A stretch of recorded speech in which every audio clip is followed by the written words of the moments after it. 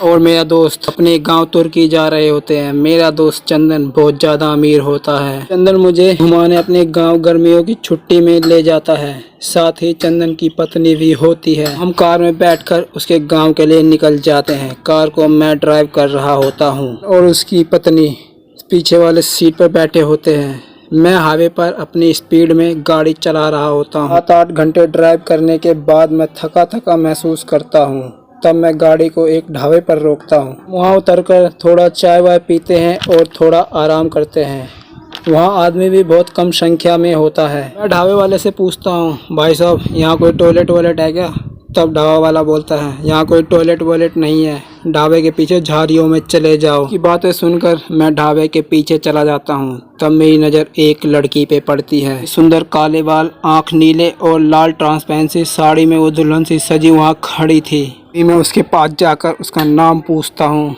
वो अपना नाम अनामिका बताती है। मैं उससे कुछ और पूछता उससे पहले मेरे दोस्त और उसकी पत्नी मुझे पुकारते हुए आते हैं और मुझे बोलता है कि तू किससे बातें कर रहा है। मैंने बोला, अरे यार चंदन, तुझे ये लड़की नहीं दिखाई दे रही है? तभी वो लड़की मेरे नज़रों से भी ओझल हो जाती है। चंदन बोलता है, चल तुझे गाड़ी भी ड्राइव करना है। अब मैं लड़की को पीछे देखते हुए चंदन के साथ चलने लगता हूँ। तब मैं गाड़ी के ड्राइविंग सीट पे बैठता हूँ और वो दोनों भी पीछे बैठ जाते हैं। कुछ ही देर गाड़ी चलाने के बाद हम सब उसके घर पहुँच जाते हैं। अब वो दोनों अपने कमरे में और मैं दूसरे कमरे में चला जाता हूँ। तब मुझे नींद नहीं आ रही होती है तो मैं घर का खिड़की खोलकर बाहर देखने लगता हूँ। तभी मुझे वो सुंदर लड़की बाहर सड़क पर खड़ी दिखाई देती है। वो मेरे ओर ही देख रही होती है।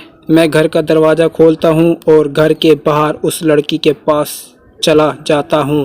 तभी वो लड़की धीरे धीरे रास्ते पर आगे बढ़ने लगती है। मैं भी उसके पीछे सुनो सुनो जरा बोलता हुआ चल रहा होता हूँ। कुछ दूर चलने के बाद वो लड़की एक कुटिया में चली जाती है, लेकिन उसका दरवाज़ा नहीं बंद करती है और मैं भी उसके पीछे अंदर चला जाता हूँ। और जैसे ही मैं उस कुटिया में घुसता हूँ उसका दरवाज़ा बंद हो जाता है। तब वो सुंदर लड़की बोलती है, क्या तुम मुझसे शादी करोगे? सुंदर सी लड़की ये सभी बातें मेरी तरफ पीट करके बोल रही होती है, लेकिन मैं कुछ समय बाद भी कोई जवाब नहीं देता हूँ। अब लड़की बोलती है, तुम सभी शहरी लोग एक जैसे ही होते हो।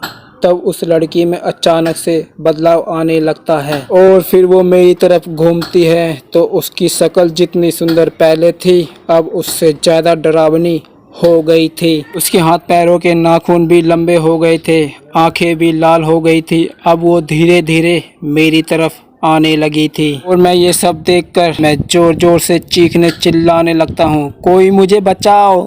लेकिन वो मुझ पर बिल्कुल भी रहम नहीं खाती है। अगली सुबह जब मेरा दोस्त मुझे ढूंढता हुआ आता है तो मेरी बॉडी सड़क के किनारे पड़ा होता है। वहाँ आसपास कोई कुटिया या घर नहीं होता। आखिर क्यों उस सुंदर लड़की ने ऐसा कहा कि सभी शहरी लोग ऐसे ही होते हैं?